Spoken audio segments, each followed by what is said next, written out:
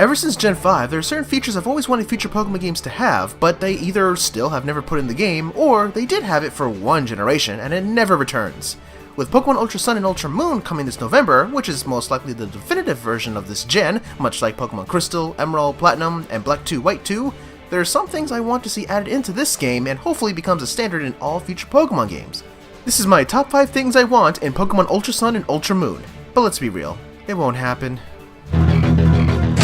Number 5. Hard Mode. All main Pokemon games have been easy, except Winnie's Miltank. I understand Game Freak wants to make this game accessible to kids and the casual audience. That's cool.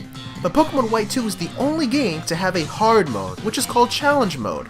It makes the AI smarter, the Pokemon knowing stronger moves, slightly higher levels, as well as actually holding items, especially Gym Leaders and the Elite Four.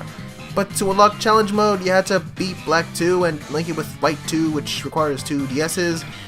That didn't make sense. Anyway, I could give myself restrictions like doing a Nuzlocke challenge, but I want to play the game as intended, making full use of every item, shop, and Pokemon Center I find, while getting my butt kicked at the sheer difficulty.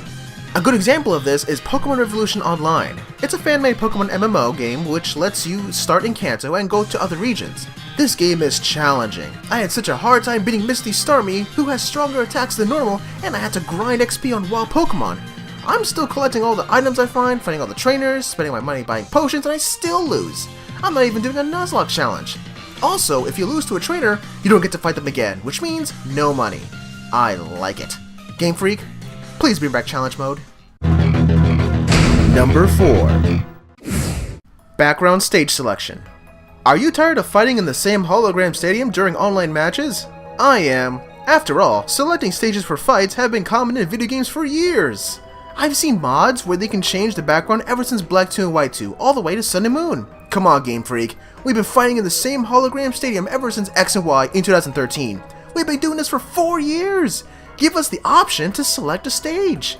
Wouldn't it be cool to have that epic match on a volcano or on a snowy mountain while also selecting your preferred background music? Yeah, that would be cool. Number 3. Bring back the PSS. I can't believe I have to put this on my list. It was such a great idea last generation to have this, and yet in Sun and Moon, they took it out and instead shoved it into the Festival Plaza. But it's worse. Look at this. Let's say I just exchanged friend codes with someone. Cool, let's battle. But wait, who are these people? Your friend is mixed in with these guests. Why? In the PSS, the game separated your friends from the passersby. Let me VIP this friend so they're on a separate list. Alright. Wait, I have to update my list to see if they're online? Why? In the PSS, your friend automatically appears. I don't have to do anything. Also, doing anything online requires me to stay on the Festival Plaza. In the PSS, I can continue playing my game while staying online, and see whenever my friend logs in. But the worst part about Sun and Moon's Online is being unable to use the built-in microphone during friend battles and trades. What? Using the mic in online friend battles have been a standard since Diamond and Pearl. I'm going to sound like a broken record, but I'm going to keep asking this again. Why?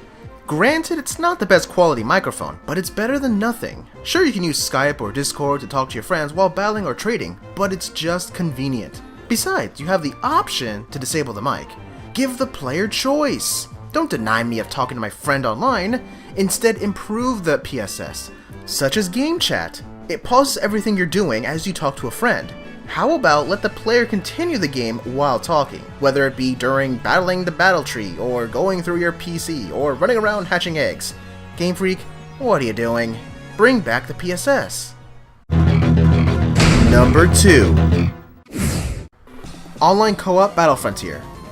You know what's cool in 2017? Playing online with friends. You know what's even cooler? Teaming up with your friends to get Pokemon badges. Pokemon Emerald introduced the Battle Frontier. It had multiple buildings with different rules you had to follow, and a frontier brain to defeat to be rewarded with a medal as proof. Just like beating gym leaders. I sucked at it, but it's still a cool concept. Pokemon Platinum brought back the Battle Frontier with new challenges and introduced a new way of taking on each building, with an online friend. What? Yes, you and your online friend can team up to defeat the Frontier Brain and be rewarded with medals.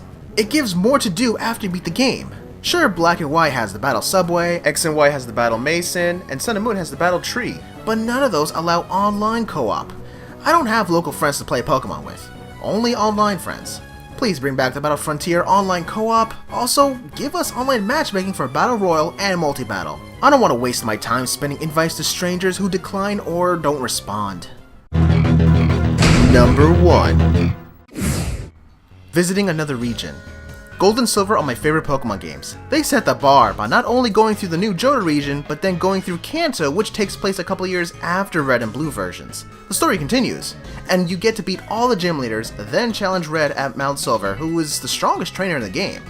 My young mind was blown at the time. Ever since then, all the other games after felt unfinished.